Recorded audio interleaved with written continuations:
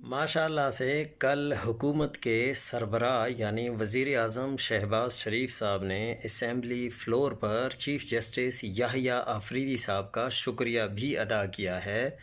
اور ان کی طرف سے مدد ملنے کا بھی اعتراف کیا ہے، کیونکہ شہباز شریف نے یہ کہا کل کہ ہم جسٹس یحییٰ آفریدی کی طرف سے مدد ملنے کا اعتراف کرتے ہیں کہ ان کی مدد سے آج یہ سب کچھ ہوا ہے۔ غالباً اسی مدد کے اعتراف میں یا انعام میں ان کے لیے چیف جسٹس آف پاکستان برقرار رکھنے کی شک ڈالی گئی ہے۔ یحییٰ آفریدی صاحب نے ایک طرف 27ویں ترمیم کا جائزہ لینے کے لیے کل فل کورٹ میٹنگ بلائی ہے، ساتھ ہی اس ترمیم کے نتیجے میں بننے والی آئینی عدالت کے لیے حکومت کے نامزد کردہ